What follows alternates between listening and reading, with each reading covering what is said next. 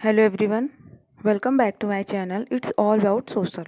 तो आज का हमारा जो टॉपिक है वो दुर्खीम की जो पुस्तकें हैं उनके बारे में है। तो आज हम इनके जो बुक्स हैं उसके बारे में डिस्कस करेंगे।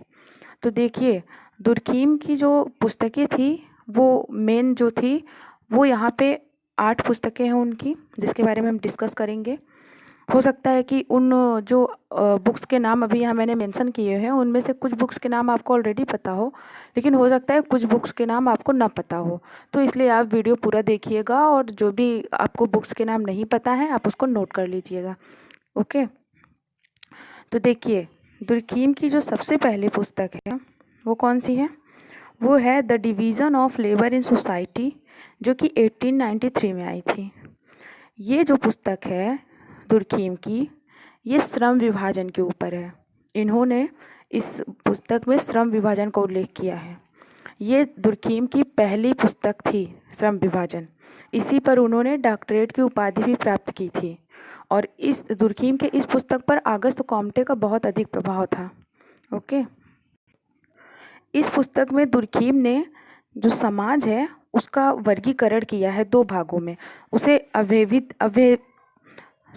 उसे अविभेदीकृत और विभेदीकृत श्रेणियों में रखा है।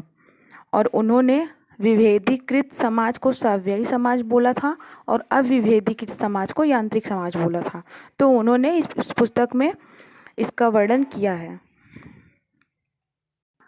और इसी बुक्स में दुर्खीम ने वर्ग संघर्ष का भी उल्लेख किया है। उन्होंने बताया है कि कैसे समाज में जब श्रम विभाजन होता है तो वर्ग संघर्ष उत्पन्न होता है। ओके, और दुर्खीम ने जब इसमें ये श्रम विभाजन पुस्तक में इन्होंने जब इसका जो उल्लेख किया था तो उनका इसमें केंद्रीय विषय क्या था, उनका मेन केंद्र बिंदु क्या था जिस पे उन्होंने वर्णन किया था, वो था व्यक्ति और समाज के संबंधों पे।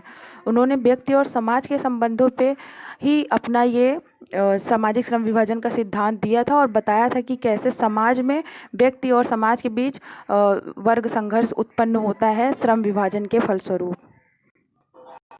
ठीक है, तो देखिए इनकी दूसरी पुस्तक कौन सी है? इनकी दूसरी पुस्तक है the rules of sociological method, जो कि 1895 में आई थी। इस पुस्तक में इन्होंने जो अपने सिद्धांतों में जो मेथड यूज किया हुआ है उसके बारे में इन्होंने इस बुक में बताया है। देखिए, ये पहली पुस्तक 1893, फिर दूसरी 1895, ऐसे आप इसे क्रम से याद करेंगे ना तो ये बहुत अच्छे से आपको याद हो जाएगा और आप इसे भूलेंगे नहीं।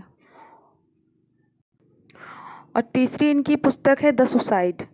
द सुसाइड इन्होंने 1897 में लिखी थी, 1897 में। ठीक है, द सुसाइड पुस्तक में क्या था, इन्होंने इसमें आत्महत्या का सिद्धांत दिया था। इनके आत्महत्या का सिद्धांत इन्होंने इसी बुक में दिया था।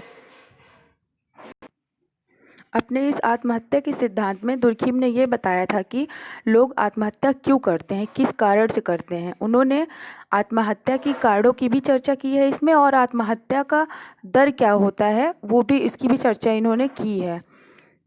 इनकी चौथी पुस्तक है the elementary forms of religious life. इस पुस्तक में इन्होंने धर्म की चर्चा की है।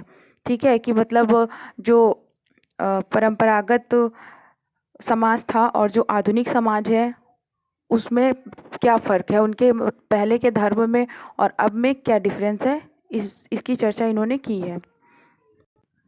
ये बुक आई थी 1912 में। इनकी 5वीं पुस्तक है एजुकेशन एंड सोसाइटी, जो कि 1922 में आई थी। इनकी जो अगली पुस्तक है वो है सोशलॉजी एंड फिलॉसफी। इसमें इन्होंने दर्शन की चर्चा की है कि समाजशास्त्र में दर्शन किस तरीके से अपना योगदान देता है, इसकी चर्चा इन्होंने की है। ये 1924 में आई थी। उसके बाद अगली है एजुकेशनल मोरल, जो कि 1925 में आई थी।